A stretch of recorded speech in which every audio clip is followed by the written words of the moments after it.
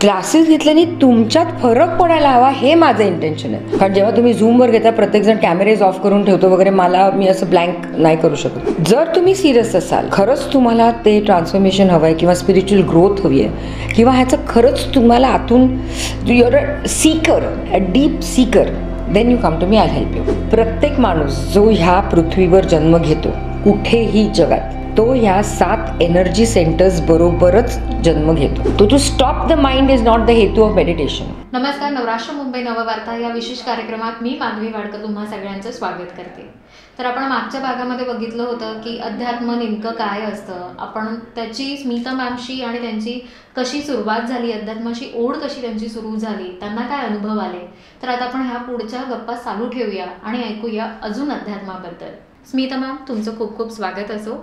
पण आता असं झालं ना की खूप गुरु आहेत, मग कसे ओळखायचे की नेमके कोणते गुरु आपण त्यांना मानलं पाहिजे आणि त्यांचा आपण हात पकडून आपला पुढचा रस्ता चालला पाहिजे. आता एक स्पिरिच्युअल गुरुज आहेत, जसे मी माझ्या गुरूंबद्दल नेहमी म्हणते, मैत्री दादाश्रीजी, ते स्पिरिच्युअल गुरु आहेत. माझ्यासारखी लोक आहेत ते मेंटॉर्स आहेत, गाईड्स आहेत. तर तुम्हाला दोन्ही लागतात. आता तुम्हाला दादाश्रीजी सारखी माणसं तुम्हाला हे बेसिक नाही शिकवू शकत, कारण ती लेवलच खूप वेगळी. त्यांना जाऊन असं विचारणं चुकीचंच आहे, म्हणजे उगाचच तुमचा आणि त्यांचा टाईम वेस्ट. तर त्याला मध्ये कोणीतरी असं लागतं की तुमचा बेस तयार करेल. माझ्यासारखी माणसं असे आहेत, अनेक आहेत. पण तो तर मला विचारलं असतं, माझे स्वतःचे मेडिटेशन क्लासेस आहेत. आता मी पूर्वी फिजिकल क्लासेस जेव्हा घ्यायचे चक्रासचे, तेव्हा ते 2 दिवसांचे असायचे फिजिकल. Okay, level 1, level 2. मी अनेक अनेक अनेक क्लासेस घेतले असतील, जवळजवळ 5000 तरी स्टुडंट्स माझ्या अंडर शिकून गेले असणार. ते 100% मी इतके वर्ष घेत होते. पण कधीतरी मला येऊन सांगतात, मॅम आम्ही तुमचा हा क्लास अटेंड केला होता, मॅम आम्ही तुम्ही तिथे चक्राचा क्लास. म्हटलं चक्र ध्यान करता तुम्ही? सुरुवातीला केलं, पण आता हे असं होतं. तर मला असं वाटतं माझं जे इंटेन्शन आहे ते सगळं वाया गेलं. म्हणजे नुसतं क्लासेस घेतले हे मला नको आहे. क्लासेस घेतल्याने तुमच्यात फरक पडायला हवा हे माझं इंटेन्शन आहे. आणि तो जर नसेल पडणार तर इट इज अ वेस्ट. तेव्हा थँक्स टू कोविड काही गोष्टी कोविडने खूपच छान केल्या. थँक्स टू कोविड सगळं झूमवर यायला लागलं. Everything was on zoom. तर त्या पिरियडमध्ये मी बरेचसे झूम आणि फेसबुक लाईव्ह आणि हे सगळे केले होते. तसं करता करता मी हा एक क्लास माझ्या डोक्यात ऑटोमॅटिकली डिवाइन हेल्प सुरू झाला माझा.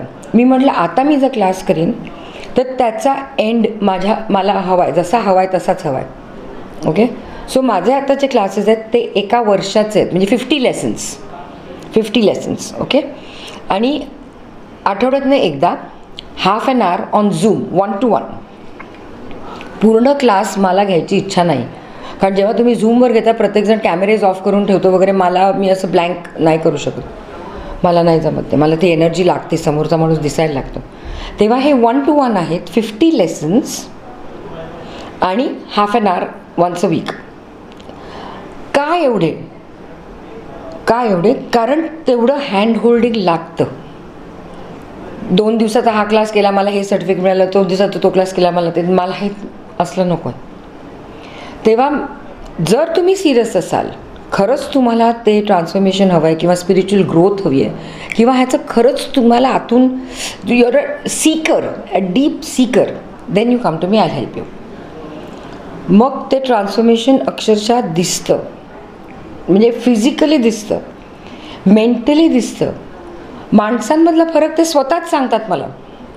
आत्तापर्यंत इतके झालेत, बरेच झालेत, कोविडपासून खूपच झाले, तर ते एकही असा नाही आहे ज्यांनी मला सांगितलं की नाही I am getting bored, I want to leave.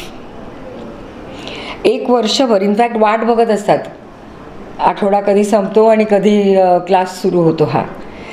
हा जो आनंद मला मिळतो ना, तो प्रचंड आहे, तो खूप छान आहे. तो खूप छान वाटतं की त्यांच्यात बदल तसा होतो. आणि मला दिसतात ना ते लोक, दर आठवड्याला मी बघू शकते त्यांच्यातला फरक. पण मी त्यांना सांगणार नाही की तुझ्यात फरक दिसतोय. त्यांनी सांगायचं पहिलं त्यांना काय होतं, मग मी सांगेन yes I can see it. नाही, जसं आता तुम्ही म्हणालात तुमच्या बोलण्यामध्ये खूपसे शब्द होते की चक्र. तर चक्र नेमकी काय असतात? स्वतःमध्ये असे कोणते चक्र असतात आणि ते जागृत होणं का महत्वाचं आहे? प्रत्येक माणूस जो ह्या पृथ्वीवर जन्म घेतो कुठेही जगात, तो ह्या 7 एनर्जी सेंटर्स बरोबरच जन्म घेतो. Every human being is born with the 7 energy centres, ज्याला आपण चक्रज म्हणतो. हे आहे आपलं वेदाज आणि उपनिषदमध्ये ह्याचा मेन्शन आहे. पण ते चक्रज आपल्या फिजिकल बॉडीमध्ये नाही आहेत, ते आपल्या प्राणमय कोशामध्ये, सटल बॉडीमध्ये. कोश 5 पंचकोश आहे, त्याच्यात आपण डीप जाऊया नको, तर त्याच्यामध्ये ते चक्रज आहेत. आता हे चक्रज तुमचे अलाइन व्हायला हवेत आणि ॲक्टिवेट व्हायला हवेत, जे नसतात. आणि त्यामुळे आपल्याला जे प्रॉब्लेम्स आहेत ते होतात. ओके, जर तुमचे चक्रज अलाइन झाले, ॲक्टिवेट झाले, तर तुमचे 80 to 85% प्रॉब्लेम्स विल बी रिझॉल्व्ड. माझ्या क्लासमध्ये ह्या 50 लेसनमध्ये त्याचं हे सगळं डिटेलमध्ये येतच अर्थात. तर काय होतं, चक्रध्यान वगैरे माझं पण आहे, काही लोकांनी माझं पण फॉलो केलं. मग त्यांनी मला सांगतात मॅडम आम्ही करतो पण आम्हाला तसा फरक जाणवत नाही, कारण नुसतं ध्यान आहे ना ते. आता ही चक्र कुठे आहे, ते काय करतात, त्याचं कशासाठी, आपल्याला काय होतं, काय तुम्ही चक्र ध्यान करून येतं. नॉलेज अँड कर्म आपले जे आहेत, they have to be that like 2 wings of a bird.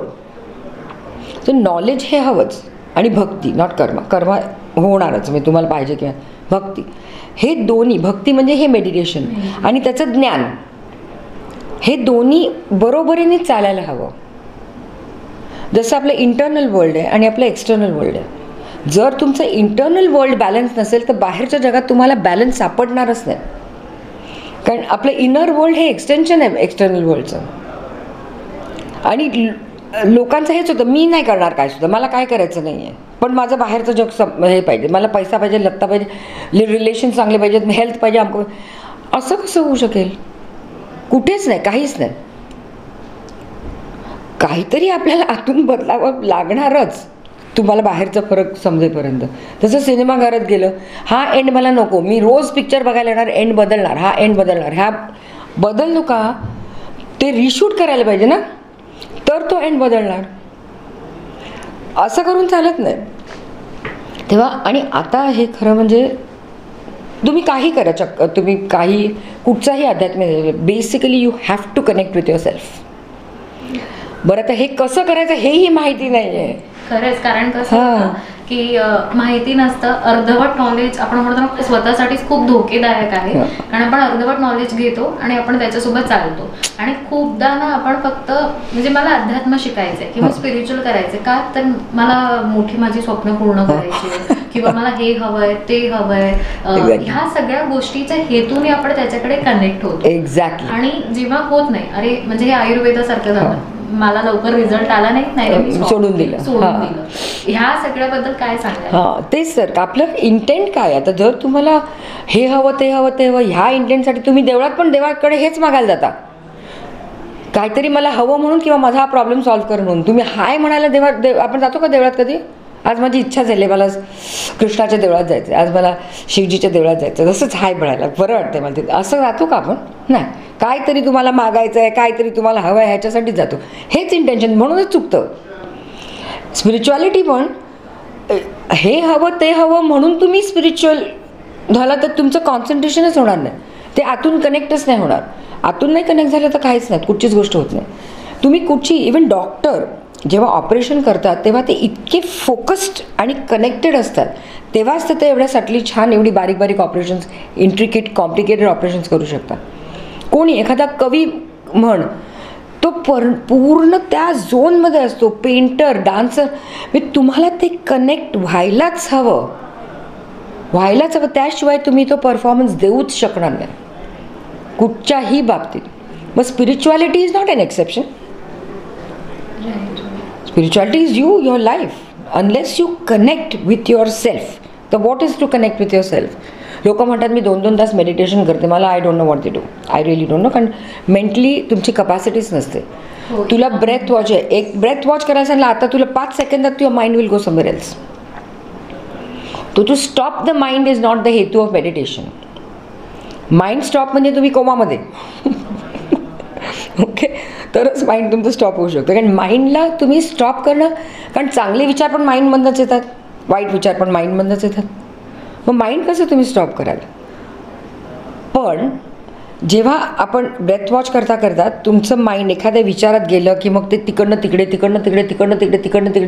भरकटत. हां, तर हे जो प्रोसेस आहे ना, तो त्या अवेअरनेसमध्ये यायला पाहिजे की सटकलं, मग परत या, परत ब्रेथ पॉझला, परत 5 सेकंदांनी परत या. सो ती जी सुरुवातीला तुम्ही जाल कुठेतरी 10 मिनटं गुल, पण मग तो पिरियड शॉर्ट व्हायला लागतो. जेव्हा त्या अवेअरनेसमध्ये येतो ना की ओह गॉन अगॅन, स्टार्ट अगॅन, हा पिरियड कमी व्हायला लागतो. मग असा येतो की एका थॉटमध्ये आणि दुसऱ्या थॉटमध्ये डिस्टन्स दिसायला लागतो थोडा. पण ह्या स्टेजला वेळ लागते खूप. सुरुवातीला एवढं प्रॅक्टिस करायचं, आपण म्हणतो हां मला आता असं व्हायला, असं होत नाही.